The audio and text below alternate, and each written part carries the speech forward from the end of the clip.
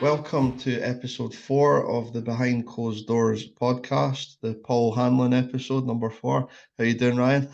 Aye, really good, mate. Cheers. Wee bit of quiet weekend than usual. Only got to the one game, but nah, good, and really looking forward to tonight. Really looking forward to getting our first guest on as well. How about you? You good? Yeah, likely, yeah. Pretty good weekend. Lots of football to talk about.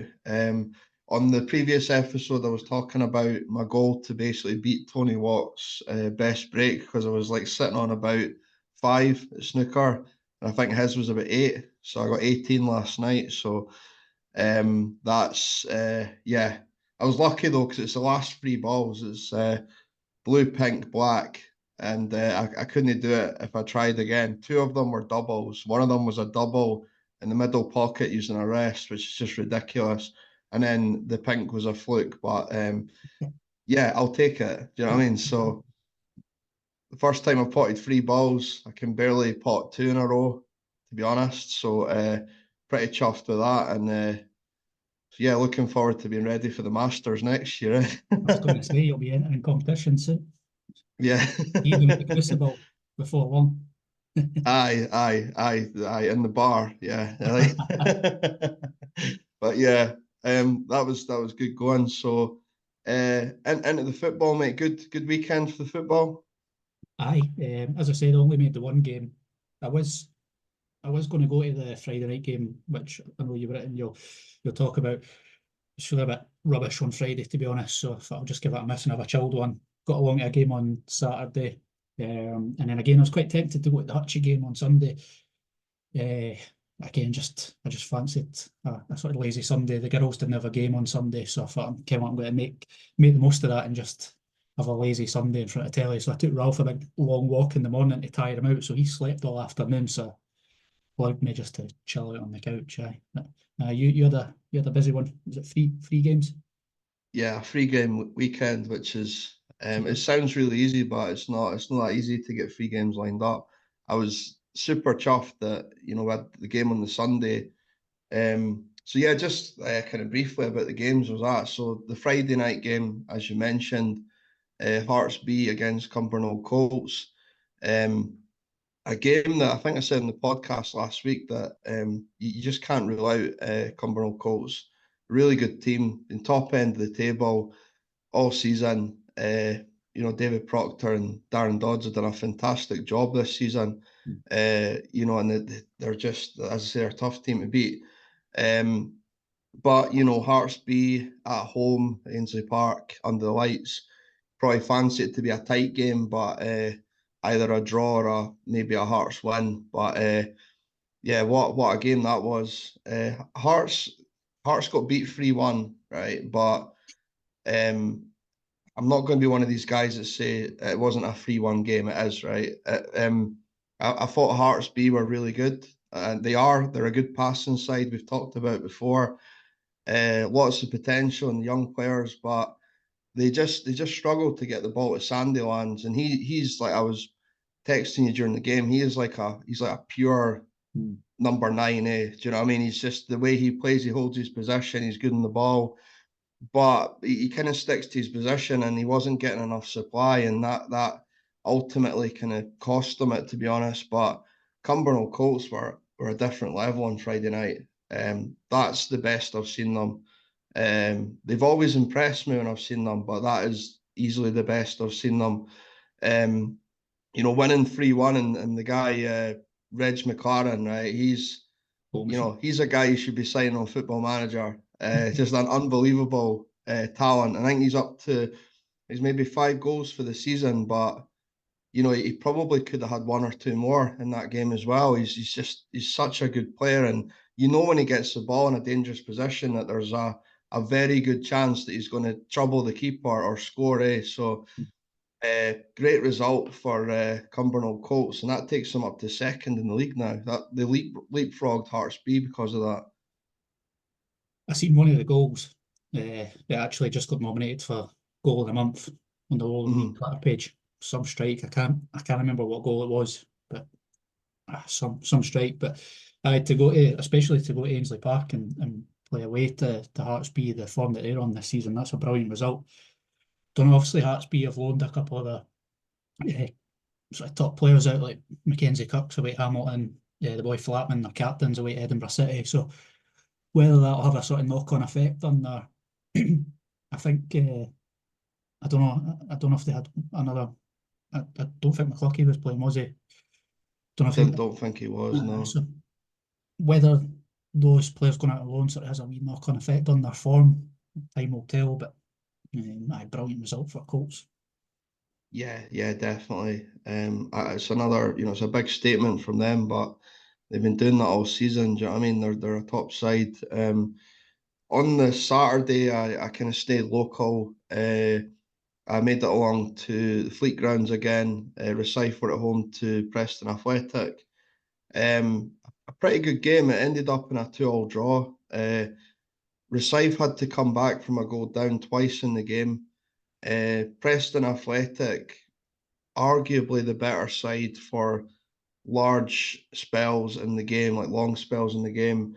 Plenty of possession, plenty of chances, but just lacking a bit of killer instinct and composure. And ultimately, unfortunately, it was a couple of mistakes that let Rosyth back into the game. Rosyth are a really, really good team, and you can tell they're a hard team to play against. They're a hard tackling team, and they play, high tempo, certainly around the middle of the park, and they fight to the whistle. Do you know what I mean? So I think I can imagine Preston Athletic will be probably gutted that they didn't get the 3 points. Really with the amount of possession, the chances they had, they probably should have won that game, but they put in a really good performance. I thought the young lad Jay Murray was superb. He could have had a couple of goals. He scored, but he could have had another. And but yeah, Rosyth for a top side. They're good at coming back, and they don't lose many games as well. So certainly Rosyth will be the happier of the two teams there. But it's a point gained for them, I guess, with the way the game went. But I think for Rosyth, for Preston Athletic, they'll probably see it as 2 points dropped. Yeah, aye. Now, But it's we good. mentioned obviously Rosyth sort of bounced back with a win last week after going through a wee bit of a sticky spell. So coming back from behind twice in that game showed good character for them. So hopefully they can put a wee run together. Yeah, definitely. But I think Rosyth, much like Preston Athletic, they need to be more kind of ruthless as well, try and kill games off. And, I think neither of those teams wanted a draw. Like, to be honest, in the first half, it was really competitive. But it's worth noting, Rosyth went down to 10 men. Right. But, like most games, sometimes losing a man makes you play better. You become like better organised, and that's what kind of happened with Scythe. They went a man down, and then they really turned it up a notch, and they just looked a better side. They looked more organised when they went a man down. So it didn't really cost them anything ultimately. So. But that was a good game, and I finished the weekend off the game on Sunday. Hutchie Vale were playing Canoe at Ainsley Park again. So I think that's the first time I've seen Canoe. I've talked about their form on the podcast, obviously, but I've not seen them to really kind of judge them. And I know, like, they got beat 3-0, but I was actually really impressed with Canoe on Sunday. I thought in the first half they had really good attacking threat.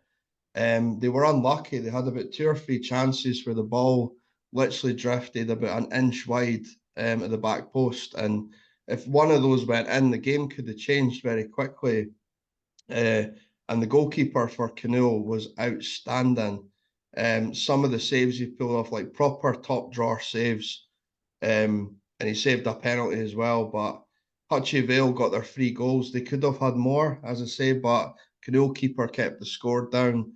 Joe Viola, just top class player. I've said this to everyone. The Viola brothers are brilliant. Like they're just different class, and he always impresses me when I see him. As number 11, and number 3, Chisholm, who scored for Hutchie as well.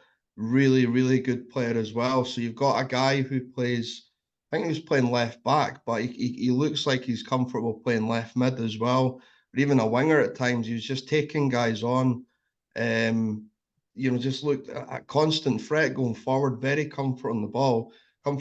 He's very good tackler as well. So I don't know how old he is, but he was outstanding. He looks quite young, so definitely one to watch out for. But yeah, I think Hutchie will be delighted with the 3 points there. It's a game that really they couldn't afford to lose.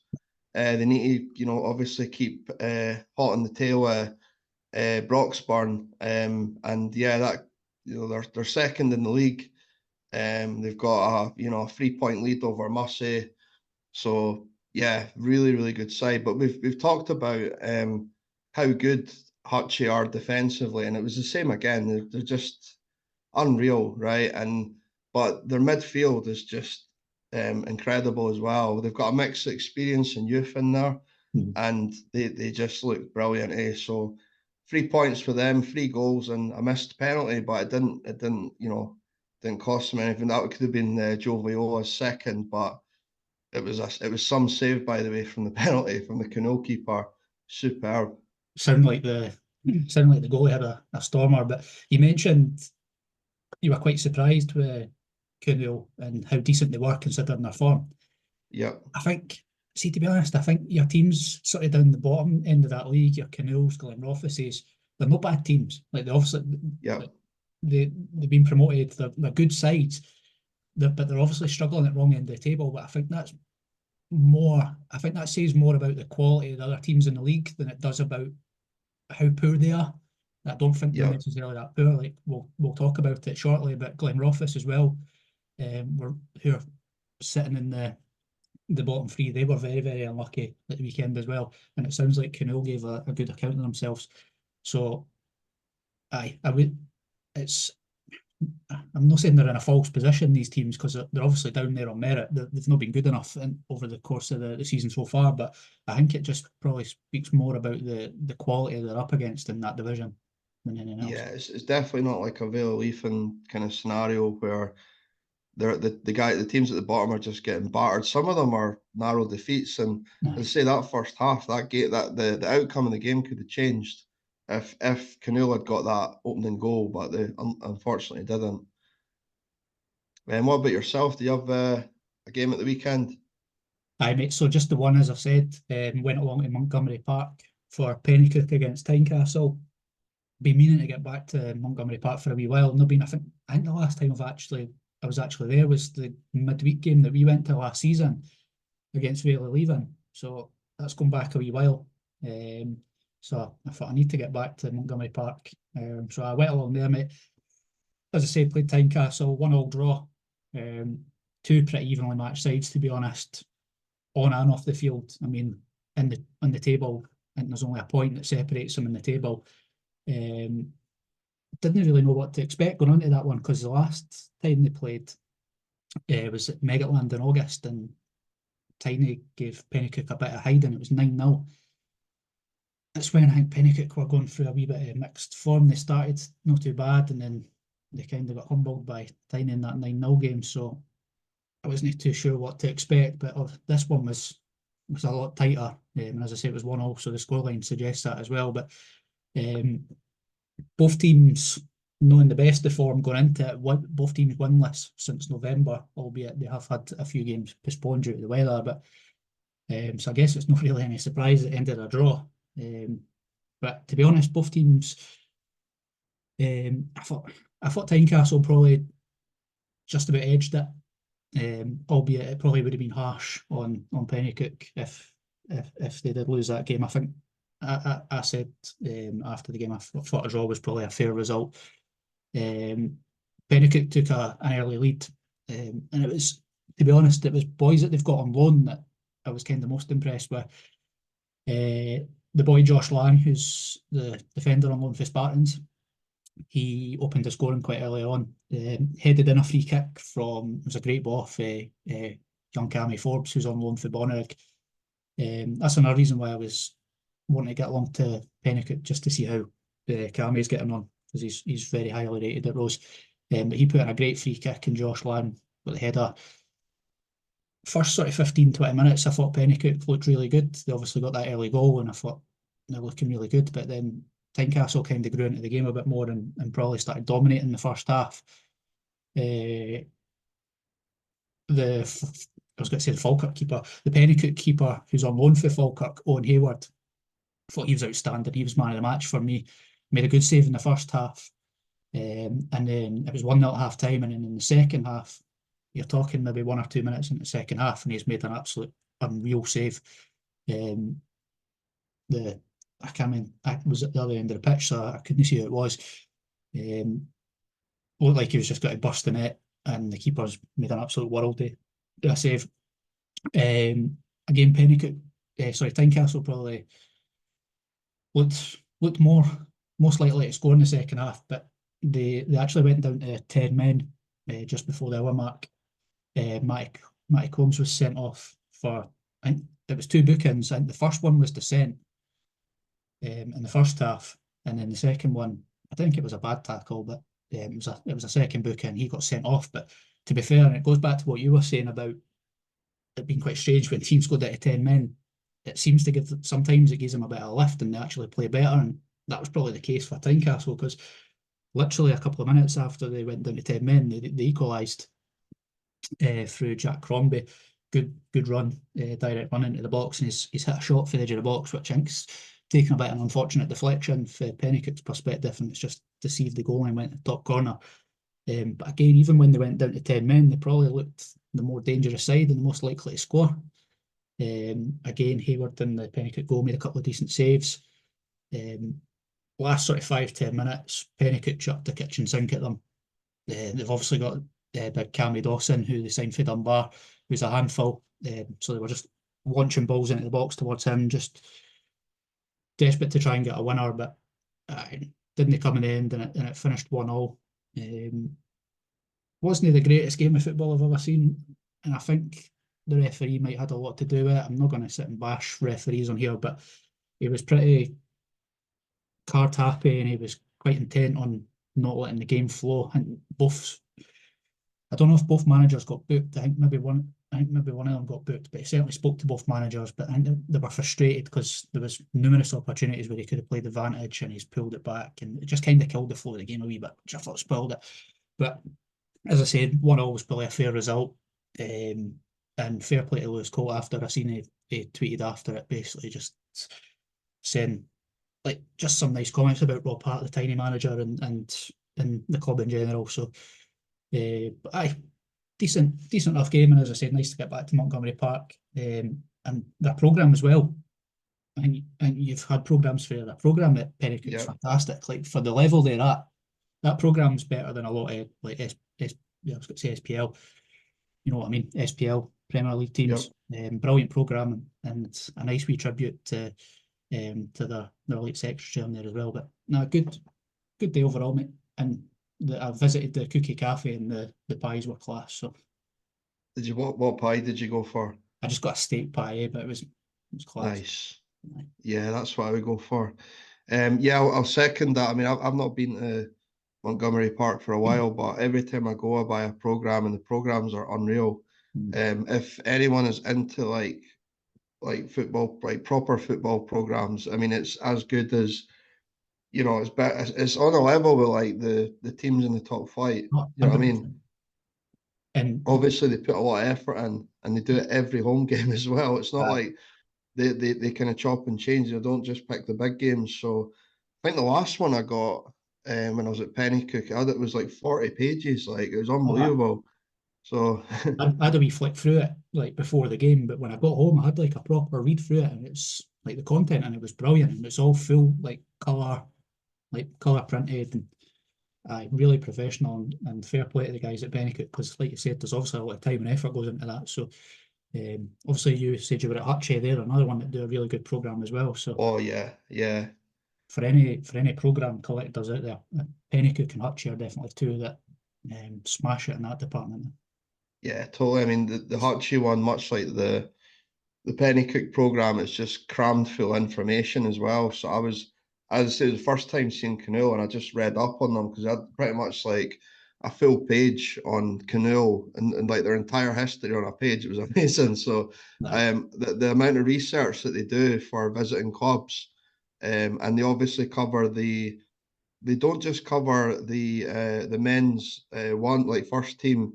They cover the 20s. They cover the women's team. They cover them all in the Hutchie programme. So they do a cracking job just showcasing the club at all levels. And yeah, it's not like you get a lot of programs that are literally just all advertising. It's not like that. There's lots of good articles, and it's always a good read.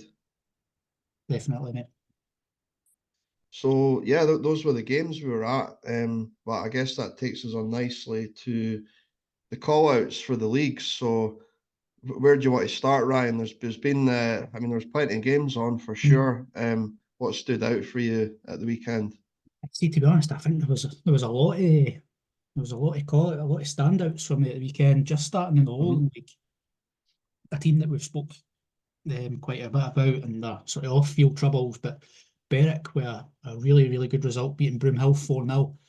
And I noticed in their starting lineup, they named Liam Buchanan in their starting lineup. So they've managed to get him back for Bonnyrigg, All and right. back with a bang with 2 goals. Um, that came as a bit of a surprise.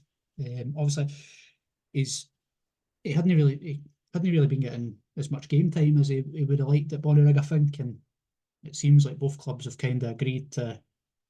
I think Berwick said he was there till the end of the season, but Bonnyrigg have said that um, they've basically parted company with him. Sound like he's a manager there. I don't know if that term works for players, but mutually agreed to let him go. So he was named in the starting lineup, so he got a couple of goals on his return. So that'll be massive for Berwick getting Bucks back, and he might still finish as Yeah, top goal scorer even though he's had a few months away. yeah. I actually didn't know that he'd returned there. So maybe I don't know. Maybe financially, Berwick Rangers are in a better position than they were a few months ago. Yeah, definitely. That's, Another couple of ones like we spoke last week just about a couple of big signings. One of them was Margaro Gomez at East Stirlingshire. I noticed they got a 3-2 win against Gretna, and Gomez was named man of the match. So I'm not seeing any highlights of that, but no surprising to see him man of the match. Really want to get along and see them at some point before the end of the season, just to see. He's obviously still got it, running the show in the middle of the park. So it's good to see him get man of the match. And Bonesh United beating Edinburgh Uni 3-1. And Kieran Mitchell, who I mentioned last week, getting a goal on his return to Bonesh United as well. So just a couple of the players that we had mentioned last week making instant impacts at their clubs. Um, Big win for East Kilbride against Stirling Uni. John Robertson, another fantastic signing for them, getting a hat trick. And then I suppose just another one I noticed as well. Excuse me, a bit of deja vu for Tranent, leading against Caledonian Braves and losing an equaliser right at the death. So it's looking like that's if their if their title chances were still alive, it's looking like that could have been the final nail in the coffin to um, condemn them to another season or a season in the Lowland League. yeah. I mean, I'm sure Trent will be disappointed, but to be honest, I think Cali Braves have been on a good run Aye. lately, home and away.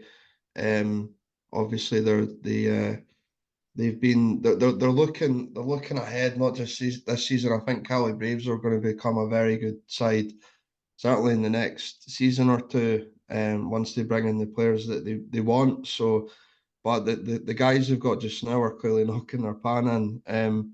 Just on the Bonesh United, so they're still third in the league, so they're joint with Cumbernauld Colts, and they've got a game in hand over Cumbernauld Colts. Louis Kennedy's signed on for another season, so he's signed Yeah. an extension, which is great for him and it's great for the club as well. Because I'll talk up that guy all the time. He's brilliant. Top player. He is a top player, so it's great that he's tied down for another season there, and it's Bonus United obviously look at the next season as well. Do you know what I mean? They've got ambitions there. You can tell that they you know what their kind of 5-year plan is. You know what I mean? So yeah, that was great there. The John Robertson one, East Kilbride. So obviously he was a lot of people remember him from you know, Edinburgh City or Aye. FC Edinburgh. You know, when he was there as well, but you know, a fantastic goal scorer, unbelievable talent, and he was at was it called Winfield, Linfield, aye. and then obviously there was something went on there which we'll not really go through on this. It's not the place for it. And he's came back to Scotland. Absolutely no surprises that he's banging the goals in again. One of the best strikers in the lower leagues, in my opinion. In Scotland, he's a fantastic player, and he's a workhorse as well. Do you know what I mean? He can run 90 minutes. He's unreal. So a great addition to East Kilbride, and again, it's just the kind of stock of players that they've got that can get the job done this season is just, you know, I mean, we're not going to talk about their injuries. We went through that on a previous episode, but he's just another example of just really good recruitment. They knew that obviously he was on the market, the free agent, because I think he was a free agent. Yep. So Aye. you know, what a player to bring in. Do you know what I mean? And the biggest Good surprise for in him. that game was that TB didn't score. But like you said, Yeah, when you've got that sort of firepower up front, if one guy's no scoring, you've got others that can put the ball in the net as well. Boy Thompson, at the striker that they got from Stirling Albion, he scored twice as well. So just so many goals in that side. yeah, no, definitely. So those were the kind of standard results. In the Lowland League. Moving on to the east of Scotland. So if we just kind of briefly touch on the Premier Division. So I've already, you know, talked about Hutchie Vale and where they're at. You know, yeah, again, you know, Broxburn winning yet another 6-pointer, beating Socky Juniors. You know, just when I think Socky Juniors are climbing that table, but a team like Brox are just going to, you know, put them away just to again just to prove that they want to win that league. Do you know what I mean? And they're going to beat anyone that comes near them to do so. So a fantastic result for them. Any other results in the Premier Division that stand out to you, Ryan? There's a few, mate. Just quickly on Broxburn, I noticed they came back for a goal down as well. So Mm, um, I seen Socky had went 1-0 up, and I thought, is this maybe the wheels coming off a wee bit? But to be fair to them, they came back. Big Errol Douglas getting another goal, Gary Brass, and that's 12 points for 12 in January. So the the Brox train keeps on rolling. Other sort of call outs, and I briefly mentioned it at the start, uh, how Glenrothes were really unlucky at the weekend. They went away to Jeanfield and it ended 3-3. But it took a last minute equaliser from Jeanfield to get a point against Glens. I actually watched Norrie's vlog earlier on my lunch break. yeah, Looked like a cracking game, and to be fair, as I say, Glenrothes looked very, very unlucky. Um, that looked like a cracking game, and then there's another couple of games that stood out just purely for the results. But Haddington 3, Hillabeef off on 4. Just a word on Haddington. They've obviously just signed Tom Davis for Arniston, striker who I rate very, very highly. So I think he'll be a good acquisition for them. And the other one was Inverkeven, Hillfield Swiss 3, Dundonald Bluebell 5. They just stood out for nothing other than the score lines, and again just demonstrating the sort of entertainment value that you get in the East of Scotland. So many goals. yeah, definitely. Goals galore there.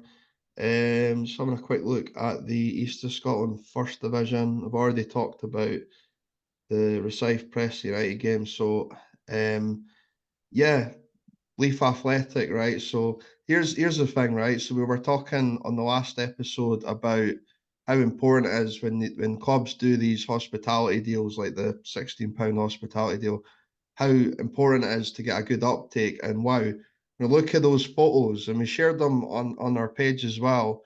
It was a full house. That's great. Everyone took them up on it. Superb. It's great to see.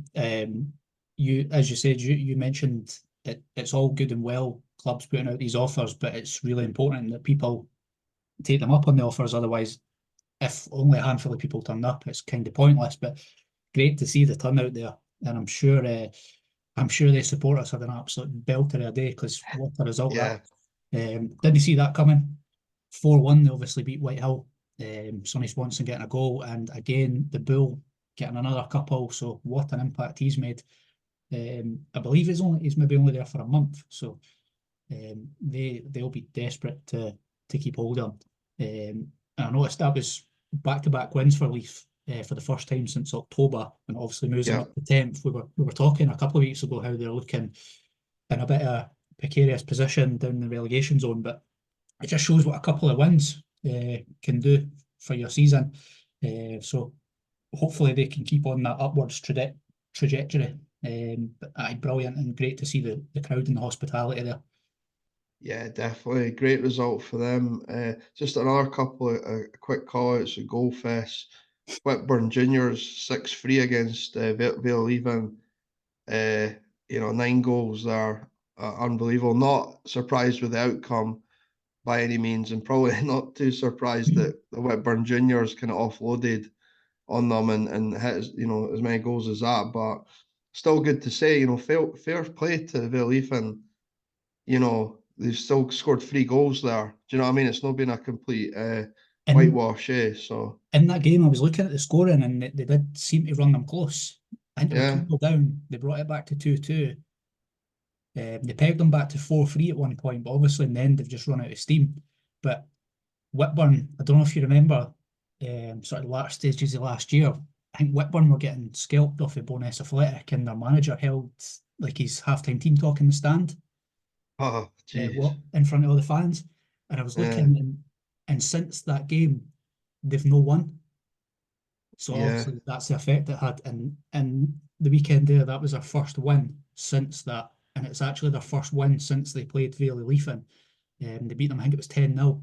So they were desperate for a win there. But fair play to Vale. It seems like they gave them a really good game. But I noticed as well, Whitburn have just signed Kevin Fotheringham from Camelin. All Uh, right. I just Yeah, noticed that earlier on today. I think he scored yeah. something like 12 or 13 goals for Camelin this season, so he was one of the top goal scorers. So quite a surprising move, but brilliant signing for Whitburn, and I'm sure they're obviously going for a bit of sticky spell back to winning ways against Vale, but I'm sure he'll bang the goals in for them. Yeah, yeah, definitely. In the second division, again, plenty of goals. What stood out to you? Uh, you see Bowness winning 9-0 again, no surprise. 4 goals for Callum McDonald, Rhys Duncan and Greg Binney getting their first goals for the club. No really surprise with that result. We know what they are capable of. Um, Good win for Dalkeith at home to Tweedmouth back to back. They're up to fourth. They've kind of flown under the radar a bit. But one I think we both talked about yesterday, Thornton Hibs going to Ormiston and winning 4-0. Yeah, Thornton Hibs, they're absolutely flying now. That's them into the top three. I know that's 5 wins in a row for them, but they're averaging 5 goals a game. They've scored 25 goals in those 5 games. So they're they're the team on form at the moment, but a good result on the road for them. yeah, unbelievable result. Just briefly in the third division, there were some good results there, but the big one that stood out, and as soon as I saw it come in, I literally texted you on my phone. Lochgelly Albert winning 2-1 away against Harthill Royal. Wow, what a result that is. Didn't see that coming. I'm sure the folk at Lochgelly would have seen it coming. Obviously, the the top two, Bathgate and West Calder, both got big 4-1 wins. Harthill, who were sitting in third before the game, I think they're still sitting third, but 2-1 defeat to Lochgelly. But I think that's Lochgelly now went 4 or 5 games unbeaten, so they're hitting a good run of form at the moment. And fair play to them. That's a really, really good result for them. But I didn't see that coming at all. We've obviously spoke about Harthill quite a lot and how good they're doing. So a surprising one. But I mentioned Hoyk a week or two ago and how well they're doing as well. So for Bathgate to go to Hoyk and win 4-1 is some result as well. Yeah, Bathgate still have only lost 1 game in the league this season. Aye. They are, they're having some season, but yeah, that's not an easy place to go either. So great result for them. So yeah, that wraps up the East of Scotland football. Be absolutely buzzing to be joined by this man, our first ever guest on the podcast, the Newtongrange Sergio Ramos. Big Sean Guiney, how you doing, my man? You right? I don't know about that. Like, I wish I was as good looking as him. I'm good, mate. Cheers for having me on.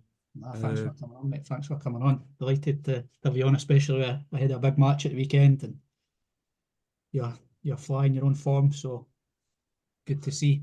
Um, Listen, we'll just sort of touch on how you got into football and teams that you played with.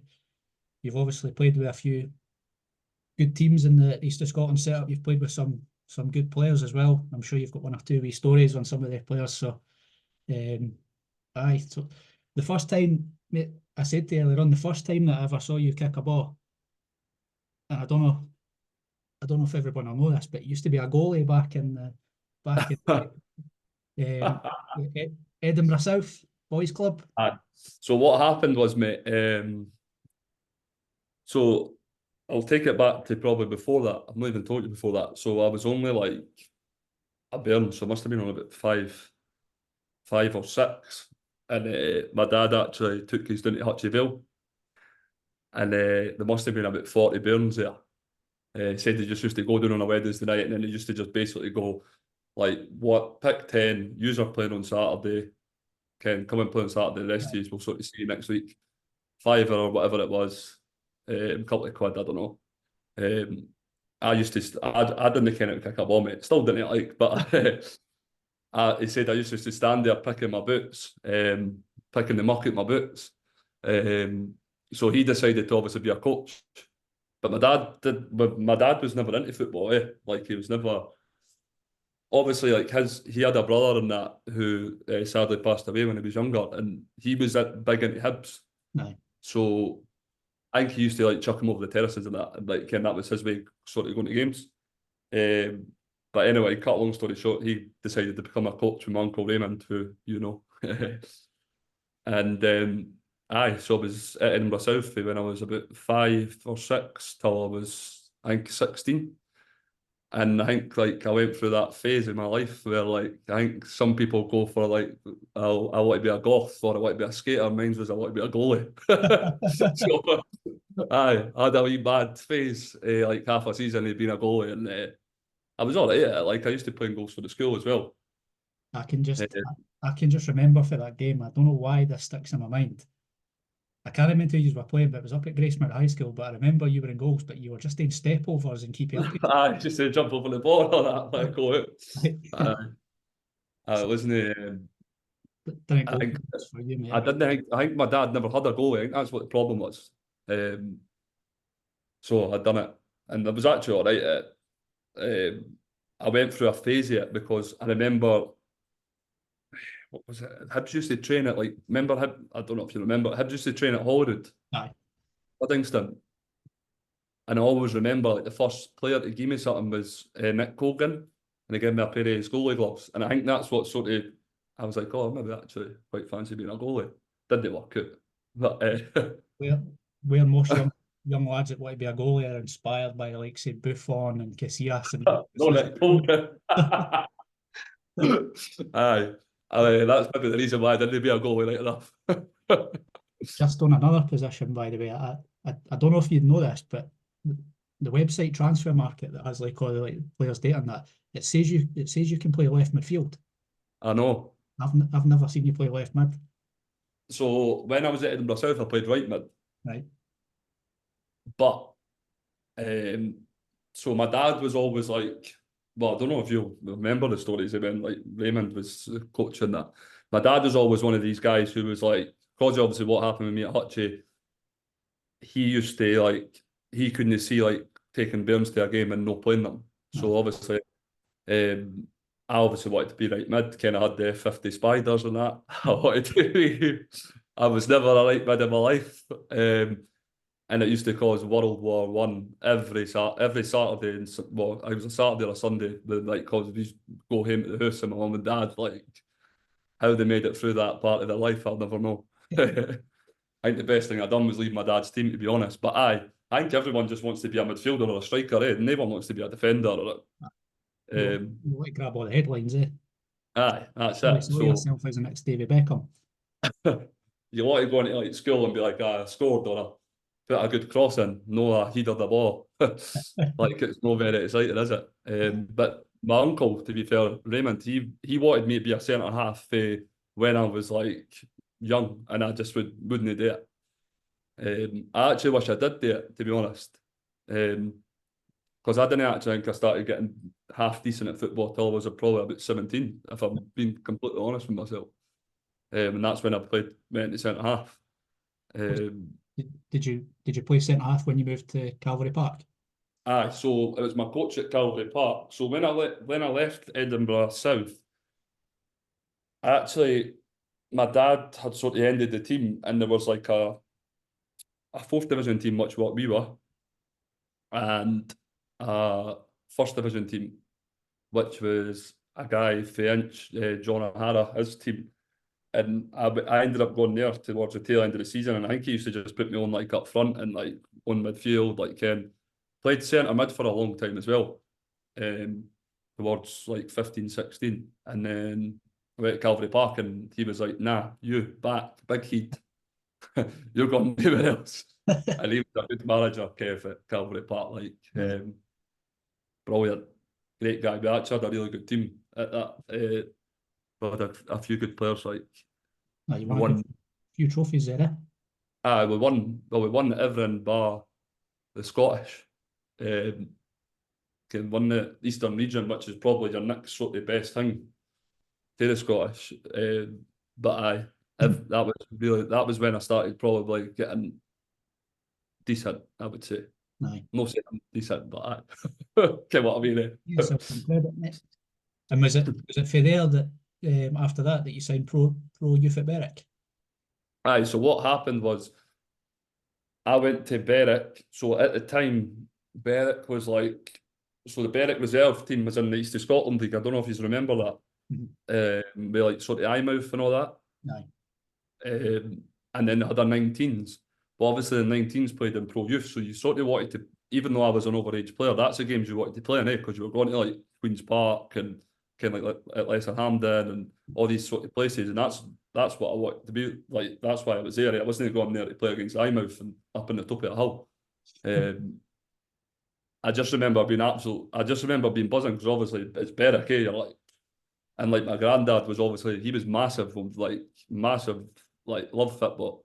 He was probably he came to a lot of my games. And I remember like I just thought it was the best thing ever, because obviously it's like it was a league team. And exactly. But anyway, there was me and another two boys for Gilmerton who used to play. We were all mates, and we used to play as an overage player. And then I think I got called up to the reserves once with Robbie Horn, not to be called up again. And it was at Eyemouth. I'm sure I scored an OG, and they got beat. But then, that was it. That was the end of the Berwick career. Left there and went to Hutchie 21s towards the tail end of the season. They were still in like the Scottish Cup and that. I think we were in the quarter-final of the Scottish Cup. They got put out by Celtic Boys Club. They always had a good side, actually. I don't even care if they're still gone. I'm not sure. But they had a good side. So if I see Robbie Horn at training in the morning and mention you, He'll probably say the best thing he's done. I should have learnt then. This is stop playing. Nah, he might not even remember. I'm sure he will, though. Sure he will. Seems intelligent. He'll be thinking the one that got away. I think so, mate. No chance. So there you went to Hutchie 21s, and then was it after that your first senior club you went to Ormiston? Aye, so Raymond, my uncle Raymond, who I briefly touched on earlier, who done the Edinburgh South with my dad. His dad was a physio at Ormiston, and the manager there was like the most old school guy I've ever met. Like Murray Shaney was. God rest him, because I think he died, I think it was last year or the year before. He was just proper old school. Like, that was my first senior team. I must have been like 19 going on 20. Must have been, the 19 going on 20, because I was obviously an overage player for the 19s. I can't really remember. But it was good. It was really good, actually. Because it's your first time sort of playing football with men, and it's like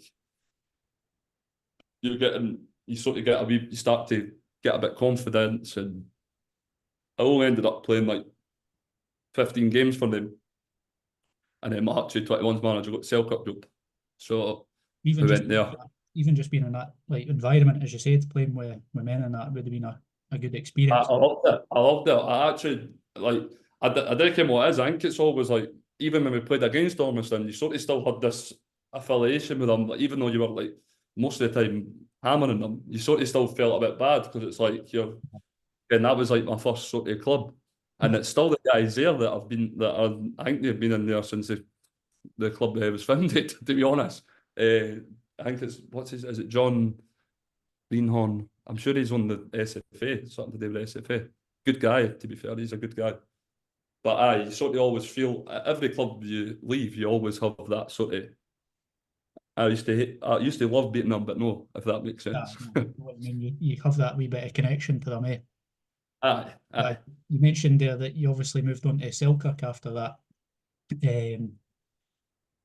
Played at some strike force there as well, I believe.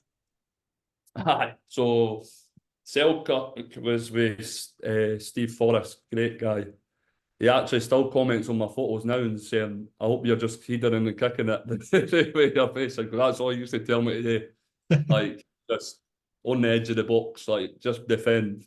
Obviously, they didn't have the pool like what the other Lowland League. The Lowland League then was nothing like what it is now. You know what I mean? It's like, it's completely different now. But back then, obviously, it was like, actually, I would probably say back then you were probably better being in a junior team, because it was still sort of quite big juniors.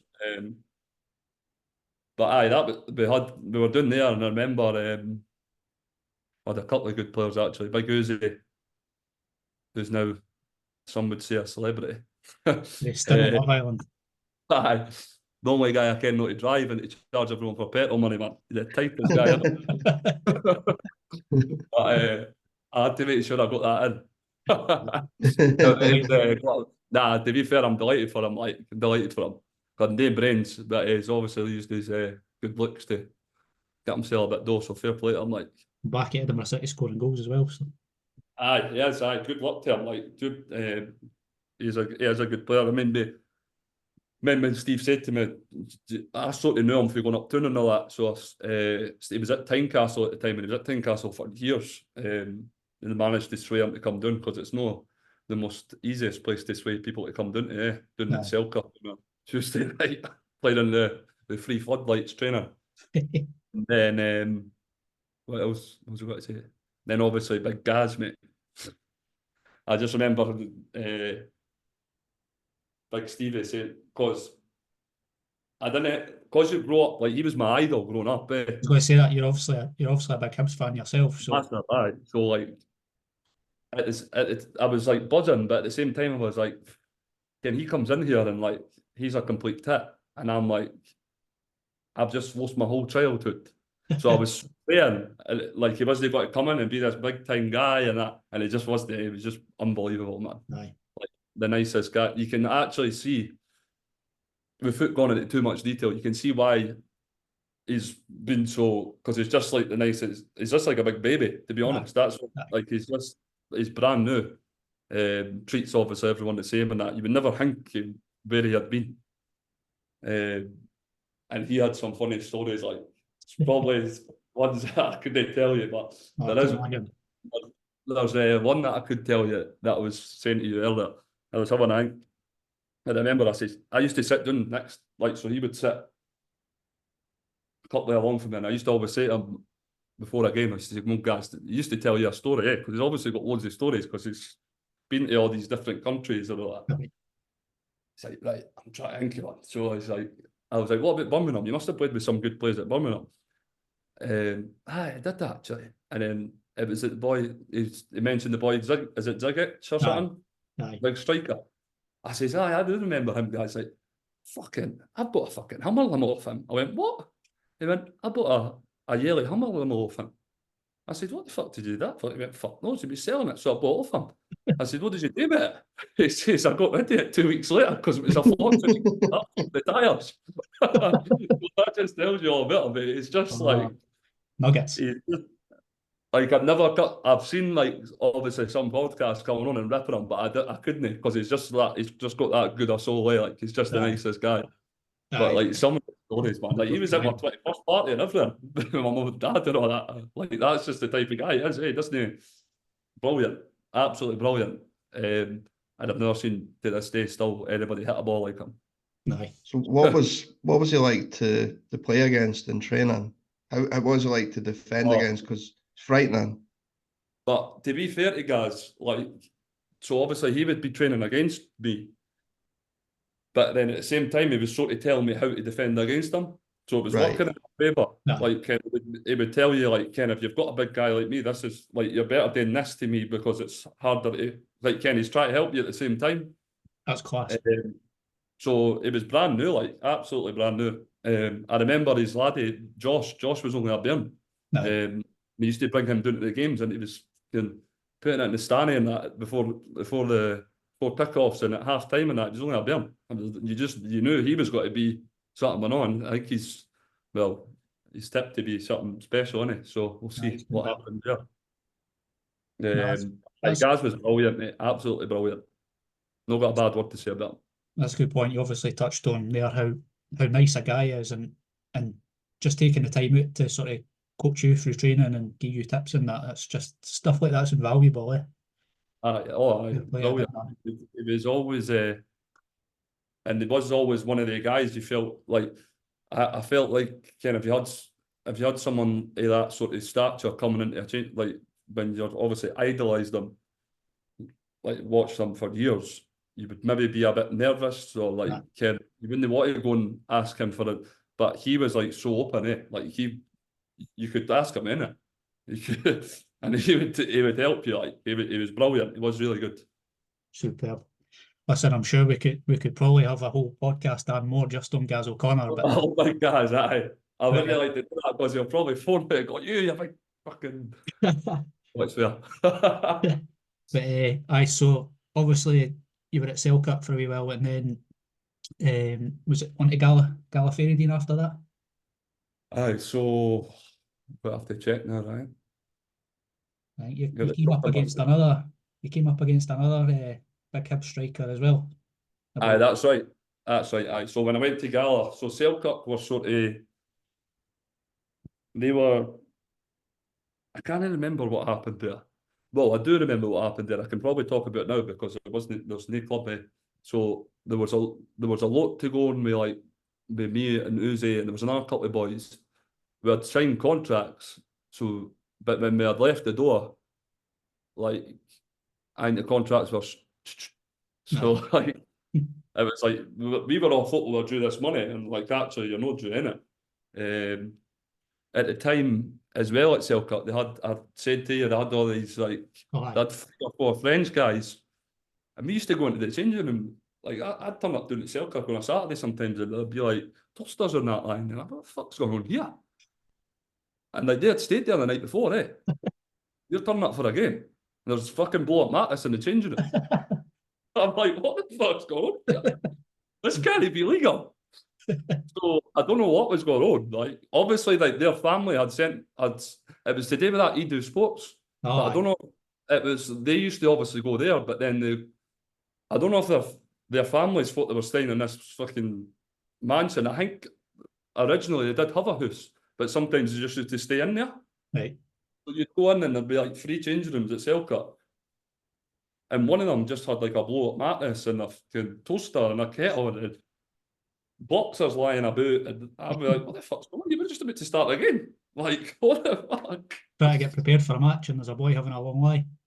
The boy's still not woke up yet.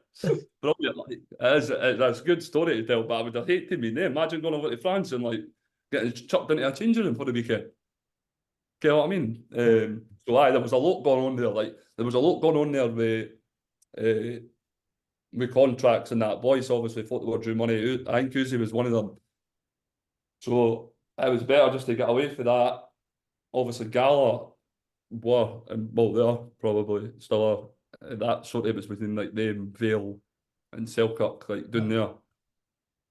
And they had the best, obviously, everything. They've got the everything down there, the 3G and all that. Aye. So I went on trial down there with playing Cowden Beef. And it was the two strikers was Greg Spence.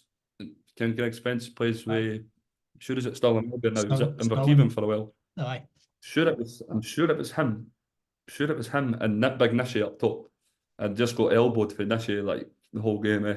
Like he was a nightmare to play against. Like, and I stood at Easter Road and fucking caned him for years, by the way. Aye, me too. And then he back on the back for us for a good 90 minutes. But he's a great guy. I know. must Like, have I remembered didn't really ken him well enough to be like, oh, okay.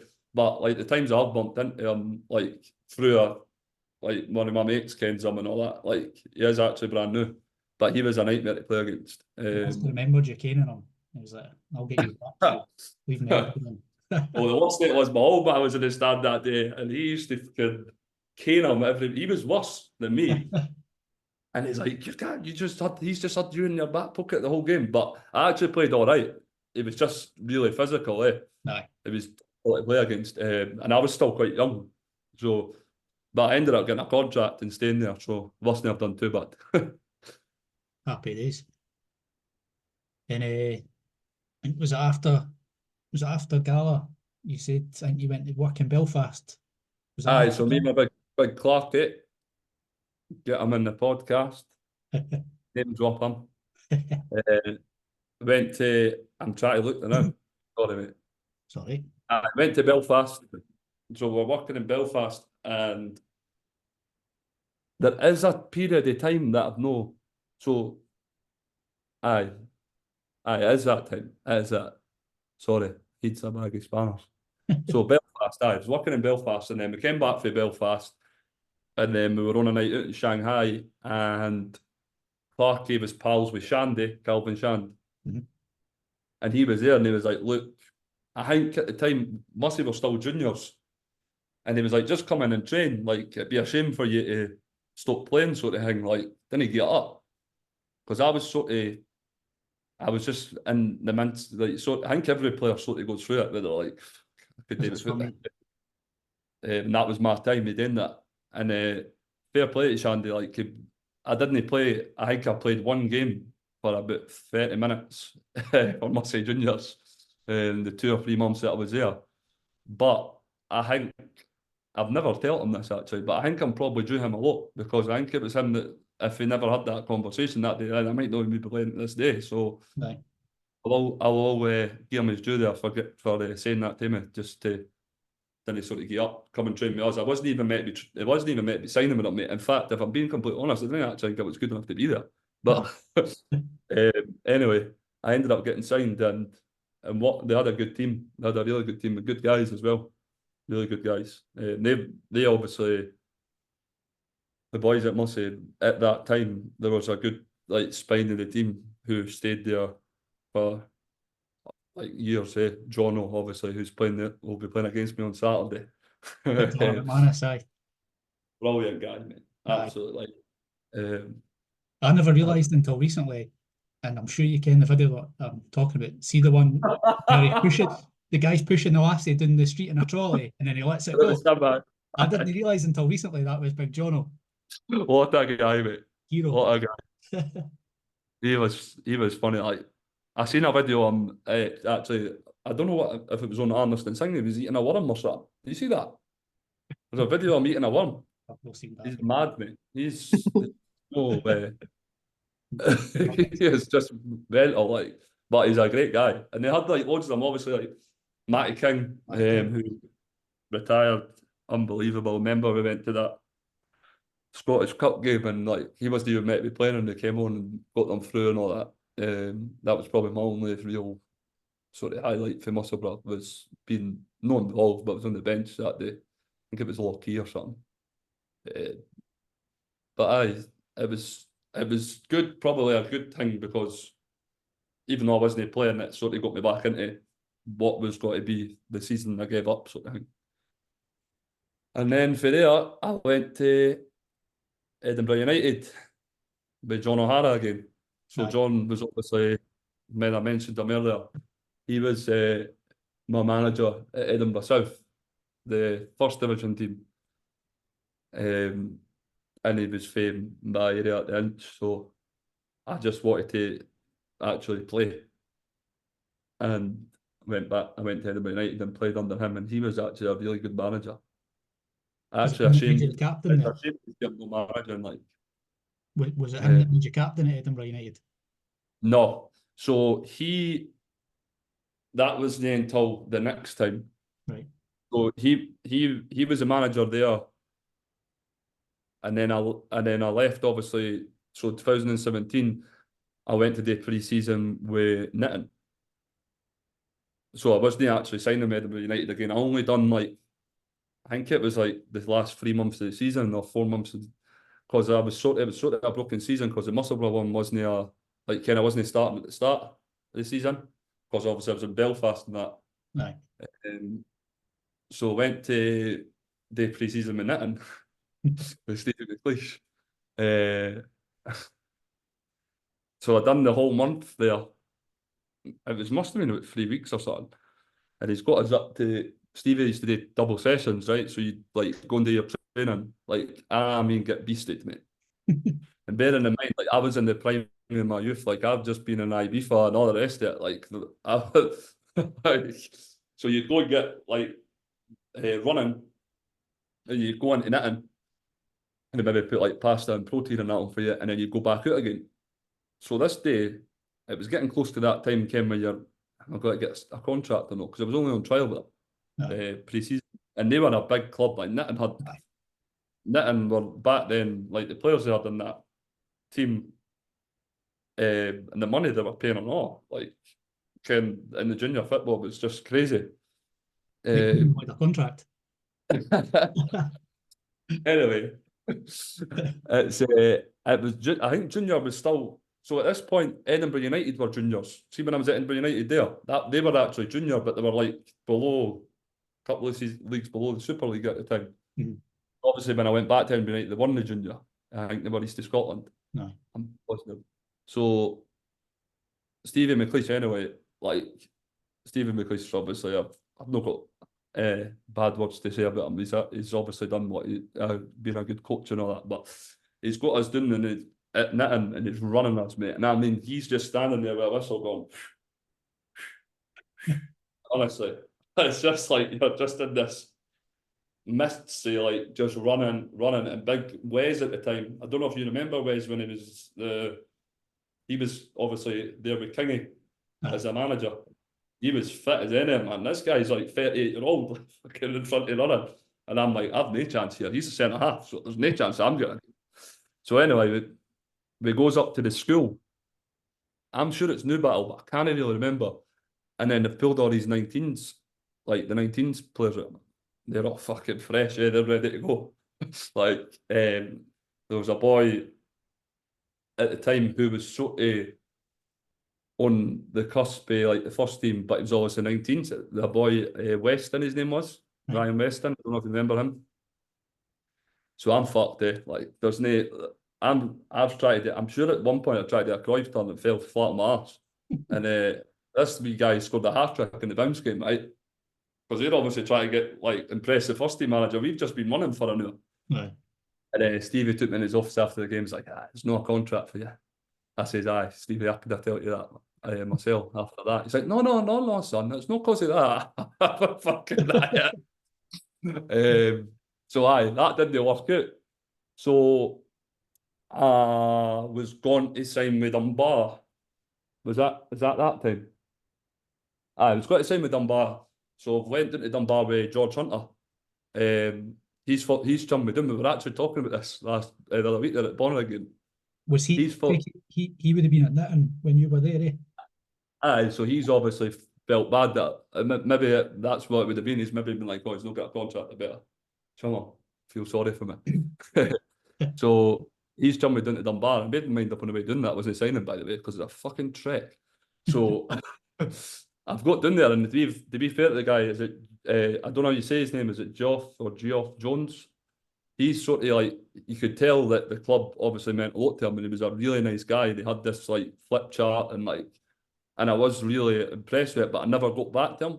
So I just never told him that I wasn't signing, and went and signed with Gala 2 days later again. So I've obviously went to Gala, signed with them, Lowland League again, managed to avoid relegation.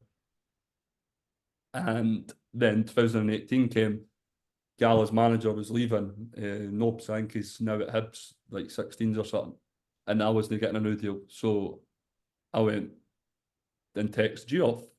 Geoff, I don't know how you say it, like, I kind of spelled like Geoff. I'll use them maybe kind of say it better than me. I think it's just Jeff. Isn't it? Texting, I was like, is it just Yeah. Jeff? Jeff, yeah, that's I love me. So is that just the way you spell it, Jeff? Aye. I thought you were going to say it was French or something, like the way you're I'm thinking, what part of the world is this boy Please don't watch this, man. They'll look like an idiot. So anyway, it's just because I read it, eh? So his name is actually Jeff, right? So we'll go with Jeff. So I've texted him. I don't know why I had the brass necks to text him and be like, look, mate, like, I'm leaving Gala. Having previously tell him that I was signing with Gala, and he obviously thought that I was going to sign with Dunbar. I think he'll maybe not even remember.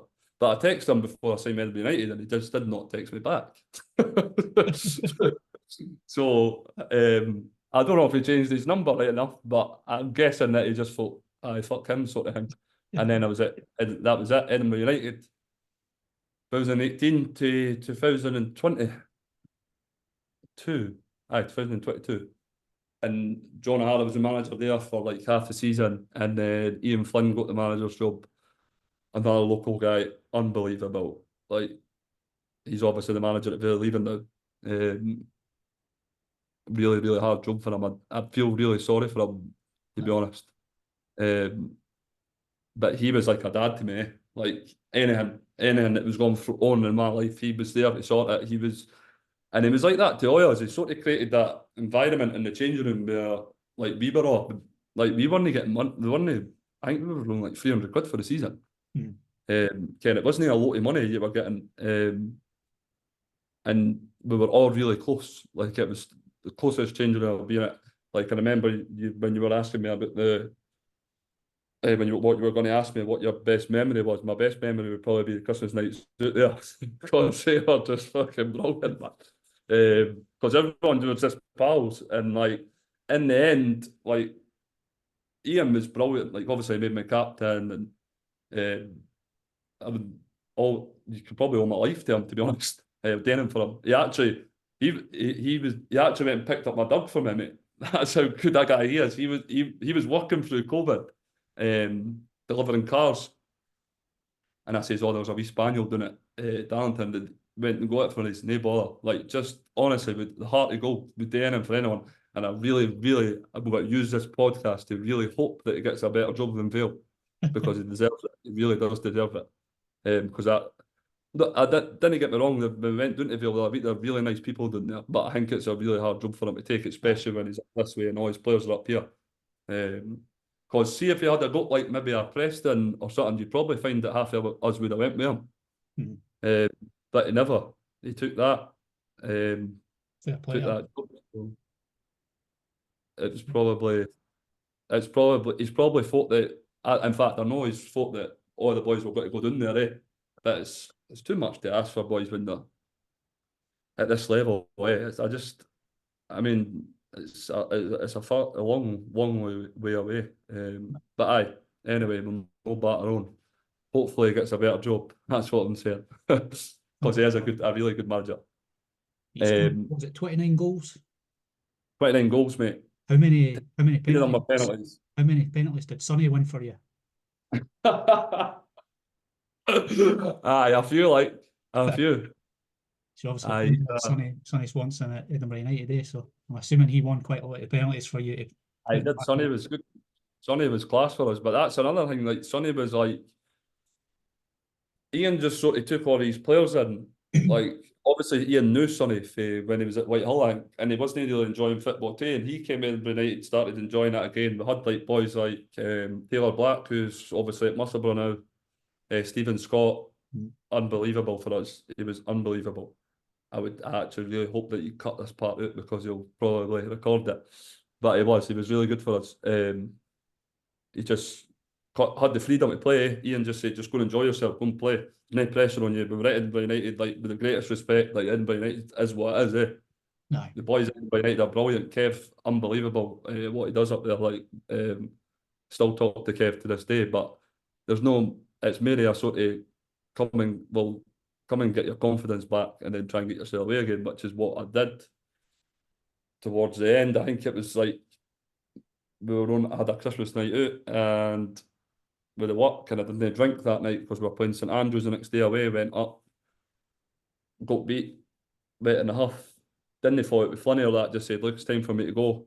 I was actually, there was talking me going to Nitten before then, but they'd come to watch me. Our goalie coach now come to watch me, and I had an absolute beast. And he said to Kingy, sign Taylor. So I mate, you mentioned that obviously you had a good spell at Edinburgh United. That came to an end, and then next up for you was Hutchie Vale.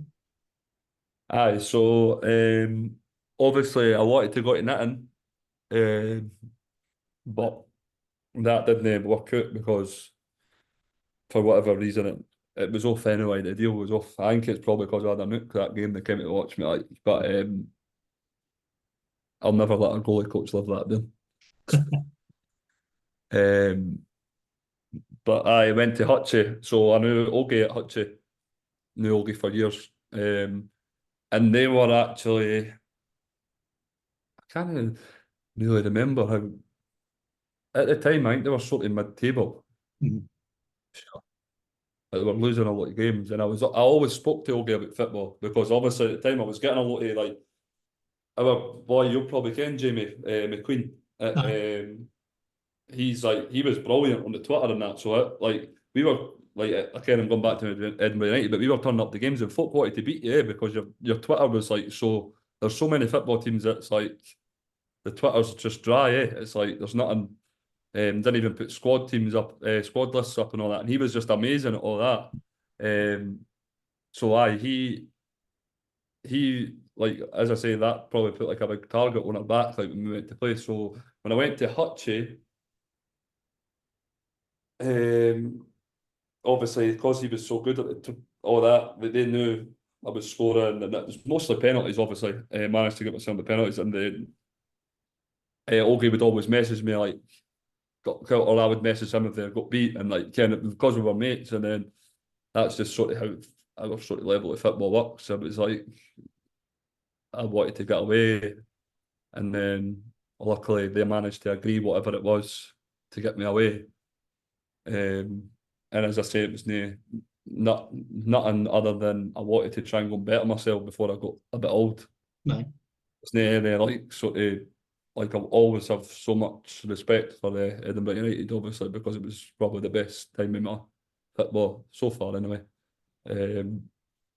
So I went to Hutchie, and I went for like sort of. We were in a relegation battle that year with Nitten, obviously, but Nitten. So we had like 3 games left, and I can't remember what it was. I think I sort of fell out the team there for a couple of games. And it ended up in the last 3 games that I had to play. I actually thought that he would try and get rid of me at the end of the season at one point. I don't know why. But it was me. So we were going up to like Hully Beef, and it was me, big boy Davy, who's at Crossgates now, and Errol at the back. 3 years, big Errol Douglas. And he hated playing at the back. But I tell you what, he'll hate me saying this or not. He would be playing in League One Championship if he was a centre half. But he is unbelievable at the back, by the way. Really? Obviously, he's banging them in for Broxburn now, but he's a class centre half, like unbelievable. And they 3 games just sort of dug it out. I can't remember who the other team was. Hilly Beef away was one of them. And then the last game was Nitten, who obviously they were already relegated, but they obviously didn't. They wanted to take us down with them, sort of thing, which is fair enough because I would probably be the same. but it ended up beating them, and we were still obviously relegated because the four of us it was at the time, I'm sure 4 were going down. I remember doing a thing in the paper. It was like before it was something like 4 teams could have got relegated that year, but no one could have got, maybe wouldn't have got promoted or something. Aye. And I remember we went to through to Darvel for the Trinent game, because obviously if Trinent went up, we stayed up. Like, it was like me and Harden, the manager, Hutchie, and Ogie was there. And like I don't know if you've ever been to Darvel, but it's quite a good setup, didn't it? Like, it's in the middle of sort of nowhere, eh? Like, I didn't know what I was expecting, but it was actually you could get like a beer and all that. It was obviously rammed. I didn't actually think anyone really, other than probably Trinent, thought that they were going to beat Darvel and go up. But obviously we were celebrating as if we were in the Trinent team, because we were staying in the league, and managed to. That would have been like. So I managed to obviously avoid relegation at Selkirk, Gala, and now Hutchie. It's just like, there was a boy, one of the guys for Hutchie, Kev, he sort of helps out. He's one of the coaches, and I can't remember who we were playing, but I've like went off on one. Like, you've probably seen it when I'm playing. Like, sometimes I didn't care. I say stupid shit, and forget what I say. But like, I went on this big rant at changing room. We were drawing it 0-0. It was one of the 3 games, and I was like, I'm not getting relegated at 28. And that's what he always says to me. He always says it to me. I'm not getting relegated. And I was thinking back, like, just like Ken Tay's curling, like, why did I say that? But it's true. Like, managed to avoid relegation, obviously there. Then went to the first sort of 3 or 4 games of the season, and then I actually went to the first game was Dreamfield away. And they bet us, and I was captain that day. Actually, I ended up wangling my way into captaincy somehow. I don't know how.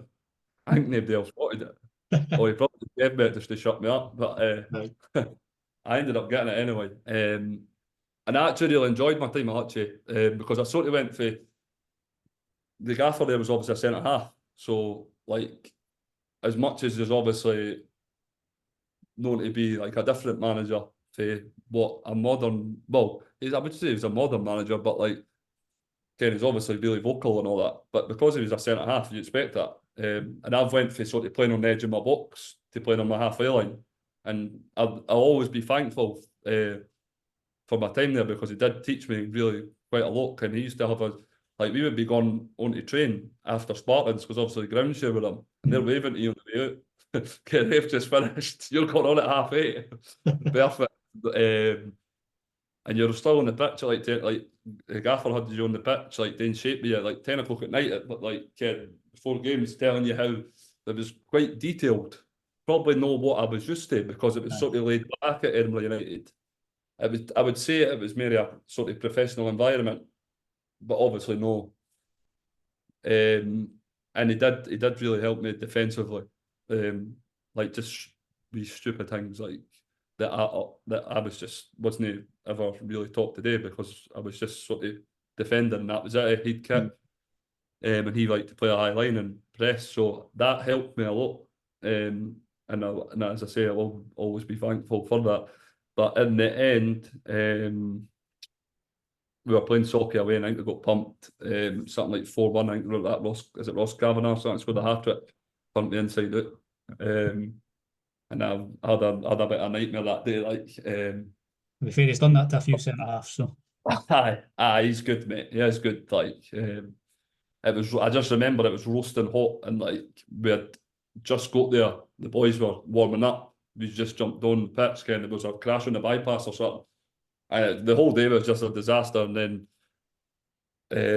for their sort of like relationships, sort of, I never would have a bad word to say about anyone, because I got on really well with them. But football wise, I think it was time for me to go, because like, obviously, it was sort of, I just felt that I was obviously working with, well, Ryan works with me, Porteous, who was at Nitten at the time. And he's obviously in the van like buzzing, because they at the time were like flying.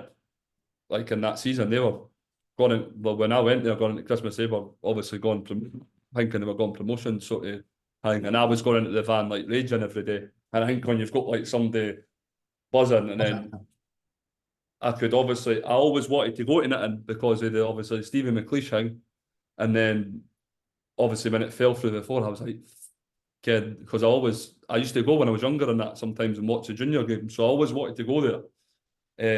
And obviously P, but you're working with him every day, and like he's been there for like 7 years at the time, I think it was, or 6 years, and you can see obviously how much it means to him. And like obviously I was just like, I just want to play for some like a club that like I can actually affiliate to. Know that I could play at Hutchie, but Hutchie was well, my dad never came and watched me when I played with Hutchie because he obviously what happened when I was 6. Remember what I was telling you? So he hated Hutchie. So he was delighted when I left Hutchie. And then obviously you're not playing in front of fans or that because it's like a sort of really good boys club sort of. But the gaffer there always manages to get a good team together somehow. With probably one of the lower budgets. So I used to say. P and that was obviously buzzing. They were flying at the time, Nitten, and I wanted to go there and sort of forced my way out to Hutchie in the end. I was only ever going to go there, but I think like they ended up doing it through like the transfer list, and a couple of clubs obviously came in, but they couldn't obviously make a deal with them because I was like, well, I'm going there sort of thing. So in the end, I got to Nitten with Kingy. Third time lucky. Aye. I eventually got there. So I get to Nitten, Kingy's like brand new, mate. Absolutely brand new. I actually remember playing against Kingy, but I didn't think he would ever, I never ever mentioned it to him just in case he was like, I fucking didn't remember playing against you. But I remember playing against Kingy when I was at Edinburgh United Juniors at the time, first time with John. That was speaking a bit earlier. We were doing in Dunbar and I got sent off that day. And he was unbelievable as a player, Kingy, man. Like he used to take corners with his right foot and his left foot. Free kicks, left foot, right foot, like brilliant. So I remember playing against him, and then, but I never ever mentioned it to him the whole time I'm there. He'll probably watch it like, what weirdo? Why did you not say that? But I really liked Kingy actually. It was brilliant. He was really good. And I think like in the end, sort of, we were losing games that we should never have lost, mate. To be honest, like you'll probably ken that with following the. Sorry. I mean, obviously you said Nitten were obviously flying, but then near the sort of end of the season, I was reminding myself of some of the results, and I think you were losing games like maybe like 4-3 and or 3-2, just like tight games, but losing the games, and then it's I'm going to touch the football. Like so, when I went to watch Nitten a couple of times, and I used to say to P. Like obviously because you're at work every day, and I used to say to him, I used to be like some of the football they were playing was unbelievable. But they just weren't getting results. Like sometimes it would be drawing and that, and this was like obviously when I was at Hutchie, so this was a year before when they went down. See the year they went down, some of the games like that I went to that year, they were playing class, mate, but they were just like no winning. And then obviously they went down, and at that's when I got the move there because I maybe wouldn't have got it if they stayed up. You know what I mean? But aye, Kingy was brilliant. I think probably in the end, like there was just so much pressure on going up, like, and in the end, it probably like Kingy ended up leaving, which was obviously a shame because I'll always be thankful to him for sort of bringing me to the club, because that's the club I wanted to be at, sort of thing. Remember him handing me that's why I wear that number 20, Matt. He handed me the number 20 and said, the top was cursed. I said, all right, aye. So took the top in the first game, I scored in 5 minutes. And I was like, there's no cursed anywhere. So although I've had a few thingies with like winding big figs up, 45, but big man's been absolutely unbelievable this year, like unbelievable. He's been class. The 2 years ago at the back have been absolutely rock solid, but you obviously mentioned there that he's just missed out on the promotion last season. But and it was obviously the change in management team, Paul. Paul Mulligan, Aye, and reading that just get up and stepped up to stretch. the 20s. I mind saying to Craig at the start of the season, use were my tips to win the league. I just thought with Paul coming in, solid defence, like I said, we used to, when you've got Robbo in your team as well, any team that's got Robbo's got a great chance of going up. But it was a wee bit of a slow start to the season, but obviously wasn't helped with injuries, yourself included. I think. Well, obviously, like just before that, or just before we go into that, like we were obviously coming off the back of no going up, and obviously Big P had left, and he was Aye. the main man, so like he'd went to Bo'ness, so that was like a big hole for I think Paul to fill. Like 100%. it's not, he was doing the job with 4 people sometimes, so aye, that in itself was a problem, and then obviously you were doing in that league, so it's hard to attract players because you're like, even though the size of the club that Nitten is, and you actually go up there and you're like, wow, it's hard to obviously get players to go down and play in that league, So that's another problem. And then I just felt at the time that I wasn't, obviously Kingy had left, and a lot of people were disheartened when Kingy left because obviously there were a lot of his players there, Aye. and Paul sort of had to come in that end of that season and Time for him to come in. aye, just sort of see the season out and see what happened, and then obviously there was a turnover of people going in and people going out, but I just always felt that I wanted to stay there because I sort of went there with the knowledge that I was going to go up that year. I didn't ever think I would be playing in this league again. No. The foot sounded like an absolute dick because I'm not saying I'm any better in this league because that's not my intention. But what I meant was that like I had no intention of playing in this league again. No. But when you actually get into it and like you see all the people about it, like how much work goes into it, Burnley and that, like it's impossible to leave. How could you just leave after failing to go up? So I was like, I'm not leaving here. I'm staying here. And then T obviously came in. Paul came in, and aye, the start of the season we weren't that great, but I think if we had the squad that we've got now at the start of the season, it'd be a big different story. I think as well, I think you've got to, without elaborating obviously too much, you've got to go into the fact that we're up there now, but it'll be interesting to see what our budget is compared to like half like the teams that are up there because like it'll be really interesting. You see the likes of obviously the players that Camelin are bringing in. We actually spoke about earlier. Me and Craig, Whitburn have just signed the boy Fotheringham for Camelin. So you're up against some top sides, but obviously we said that he's kind of toiled a wee bit at the start of the season. You had a lot of injuries.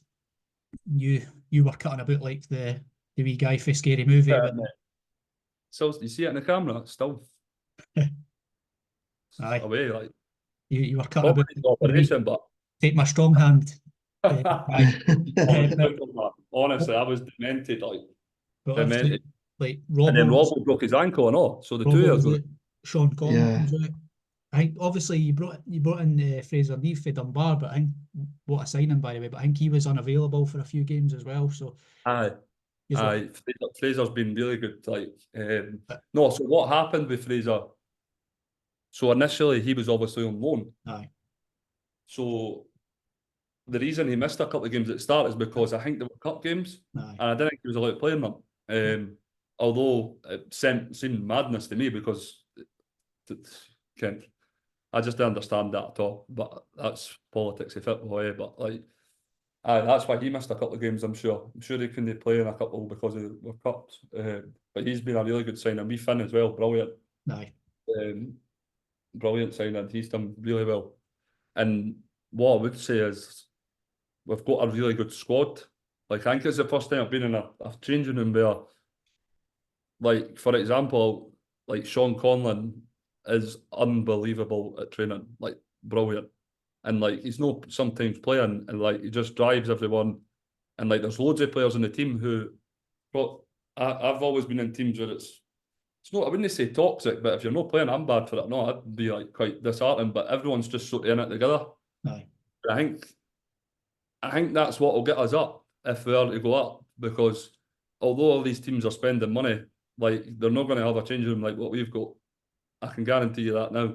I didn't care what any of them say. Like the turnover of players, look at what happened with Trinent and all that. Or you're like, you can buy, keep buying, but like we've got the team, like we're on it, so we'll be ready to go when we're playing them. Like you can see that even just coming along to watch the games, mate. You can see that like the bond that you all have, and like you can see that even like obviously recently you've been flying, but in games where it's maybe been a bit tighter than that, like the Whitehill game recently, he's probably he's one at your best, and Whitehill probably started that game a bit better, but you could just see like he's all sort of dug in for each other and obviously got over the line and got a big win there.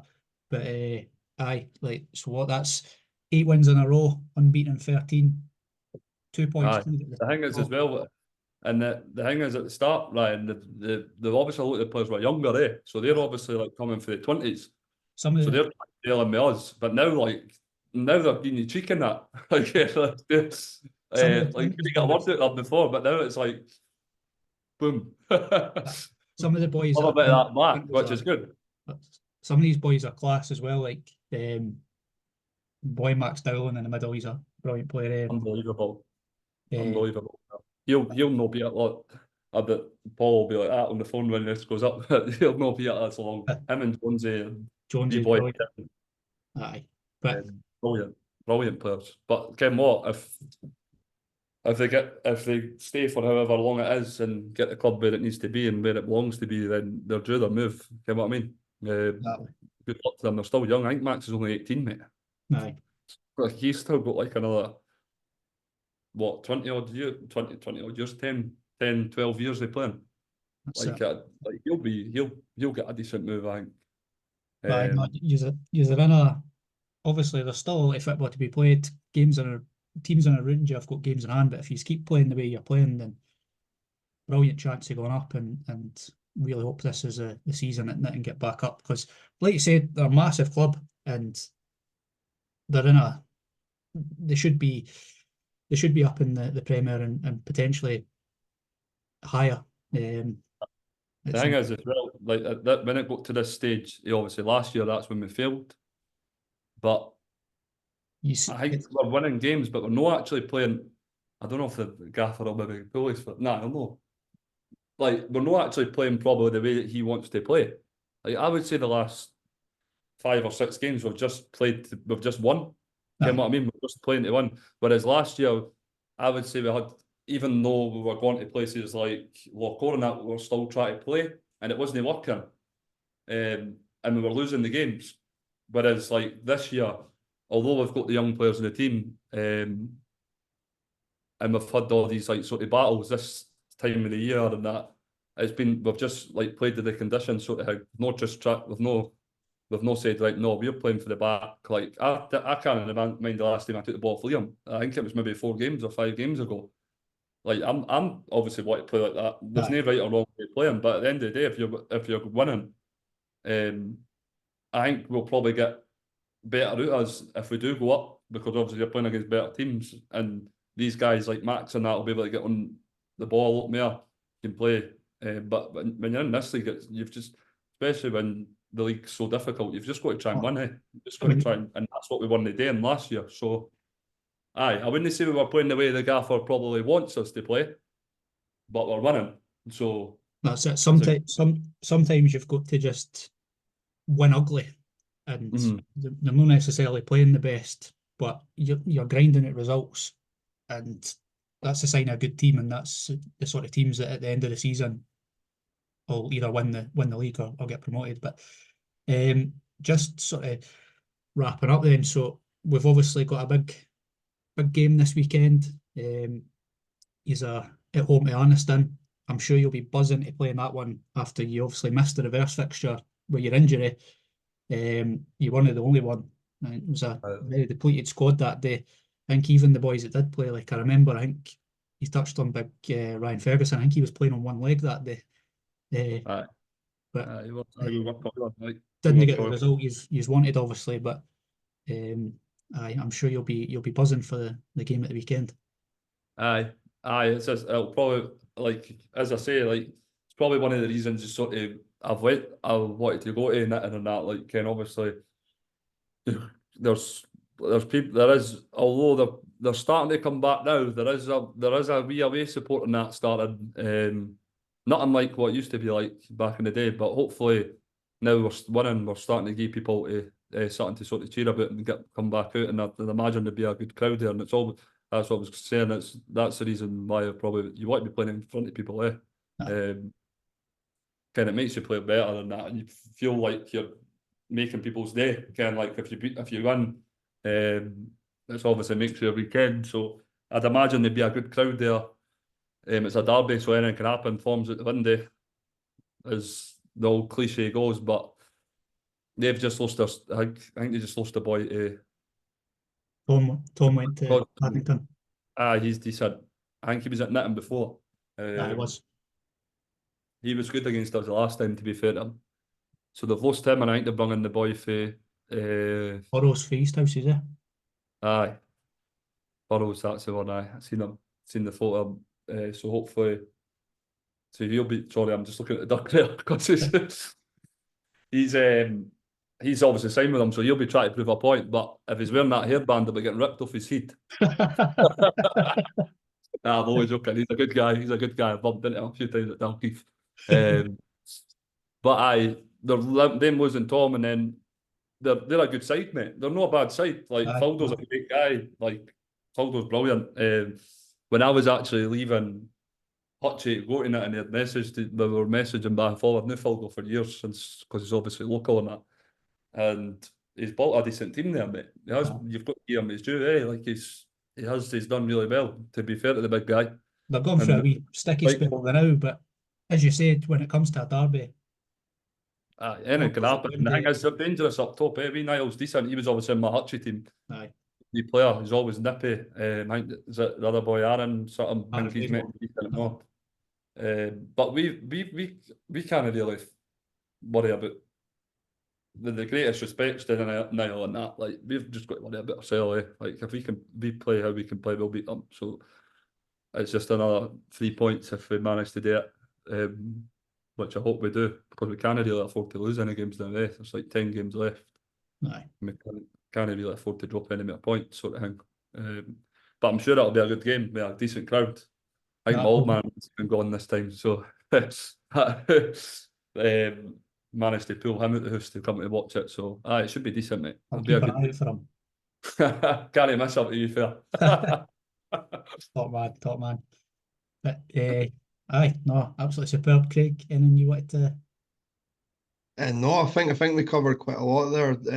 I guess just one kind of final question for me. You've seen how competitive the first division's been this season. Have you noticed, the standards just getting harder because the teams that are in that league, because even the teams that are near the middle of the table or even the bottom end of the table, they're not bad teams. Like, do you know what I mean? Every game's a hard game in that division. So that's what I would say is it sort of works in your favour.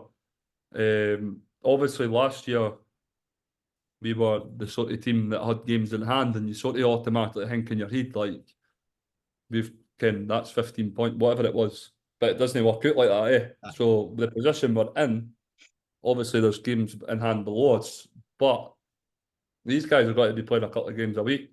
There's no easy game in that league. You're right. There isn't. Even the teams that, like, I tell you what, we went to Vale the other week, and for 20 minutes they had us pinned, like.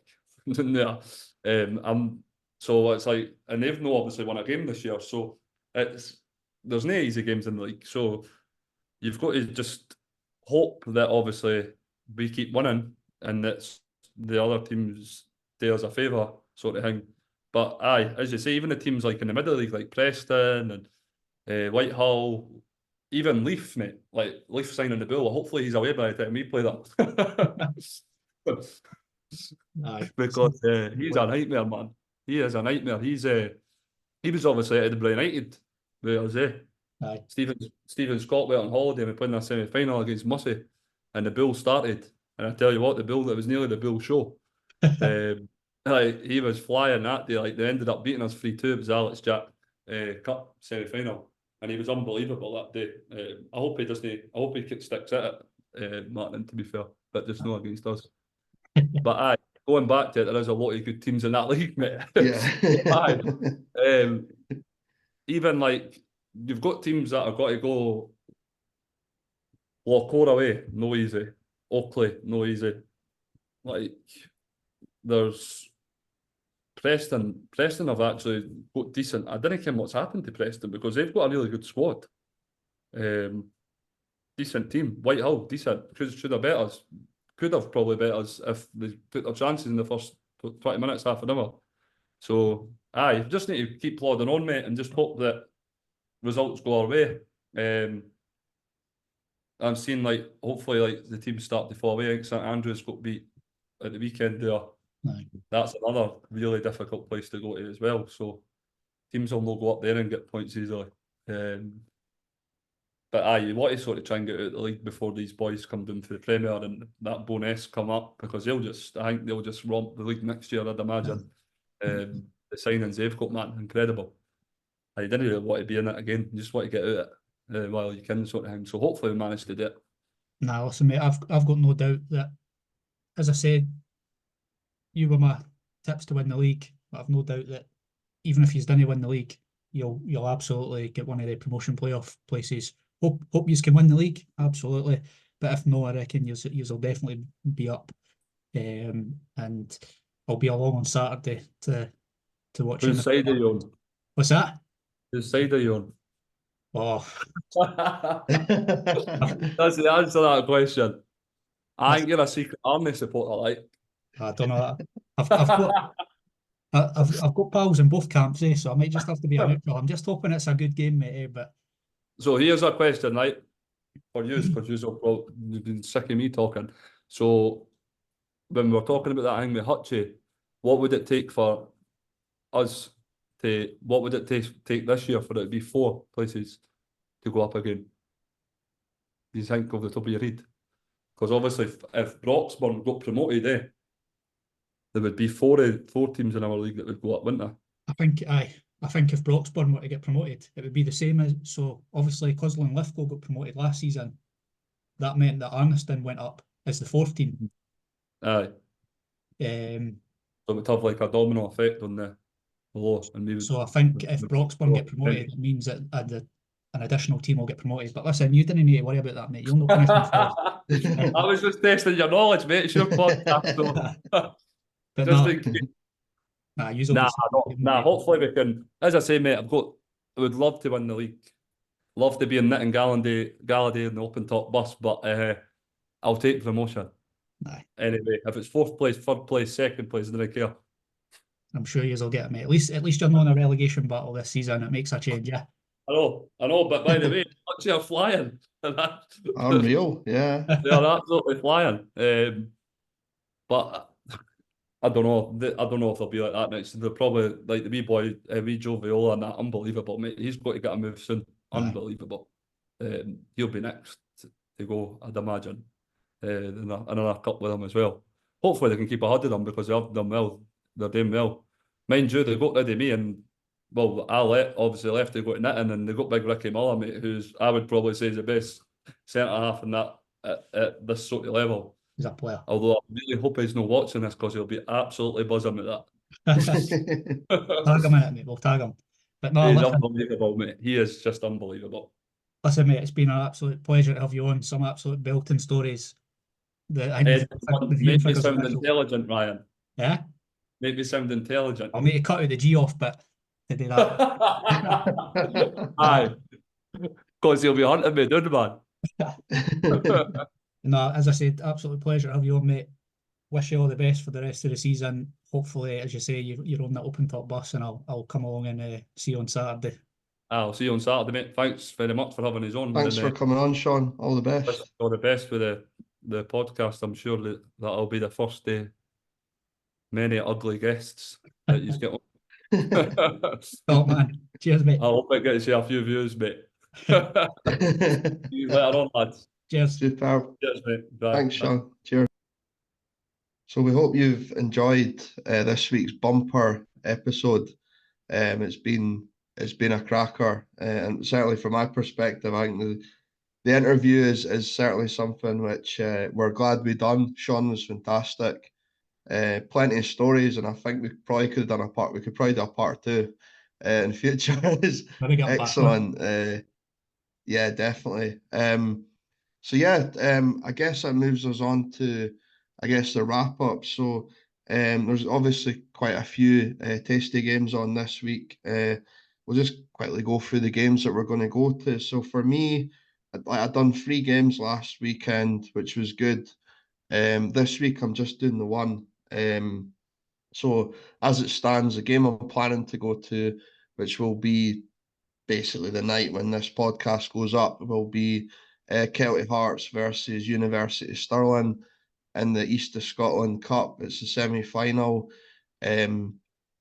Just a great game between a team in League One who are struggling this season against University of Stirling, who we all know how good University of Stirling are.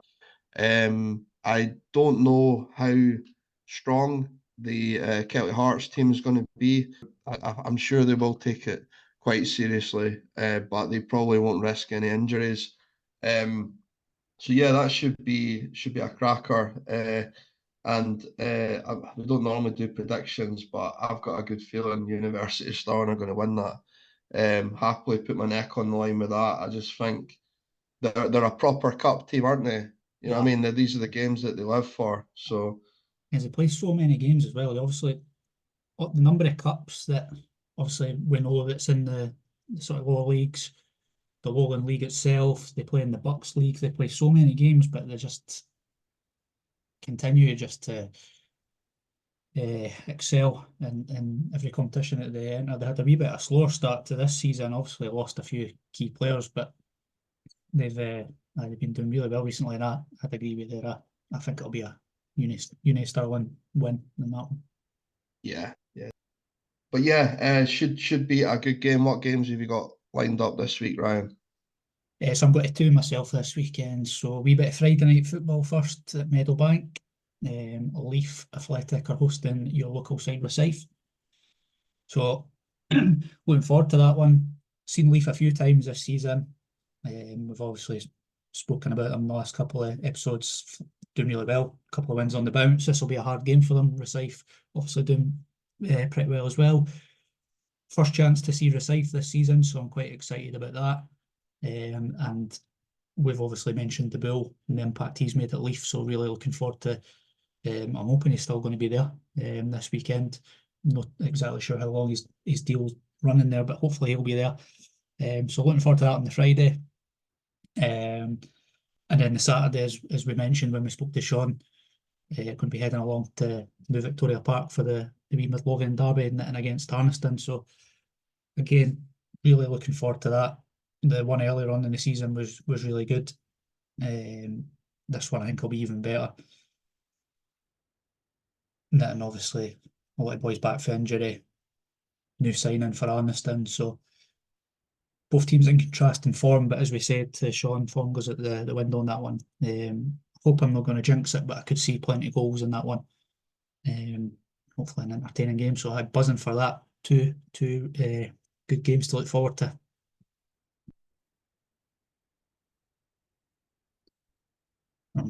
The game you mentioned of Friday night, I said I was going to be doing either Raith Rovers or the Leaf Athletic game. I've got a gig on Friday night. I'm seeing a band, Man of Moon, one of my favourite Scottish bands. So yeah, unfortunately no football for me, and then I'm doing something else on the Saturday, I think, as well. So yeah, a weekend free from football for me, which is quite rare, but yeah, should be good. Just to say it again, we say this every episode, but thanks to everyone who's been obviously engaging with us, sharing the links to the video, Spotify, and generally just spreading the word. Because again, I'm noticing, I'm speaking to people that I don't know, that are coming up to me and they're saying they're really enjoying the show. So it does mean a lot to us. We do appreciate the feedback, and also we as we've always said, we're always open to suggestions. We had Sean on tonight. We were glad to have him on. If there's any players or clubs you want us to get on, then by all means let us know, and we'll see what we can do. So yeah, as I say, we're going to try and make this a habit where we have guests on when we can. And yeah, we hope you enjoy it. Anything else to add, Ryan? Nothing to add, mate. Just echo what you said. Just a big thank you to everyone for their feedback and watching and listening and sharing and stuff. And hopefully we've got a few other guests in the pipeline, and really looking forward to getting more guys on. And if they're half as good as Sean and the stories he had, be definitely worth a watch. Definitely. So that wraps up. Episode 4 is done and dusted. And enjoy your week, and we will catch you next week. Cheers, guys.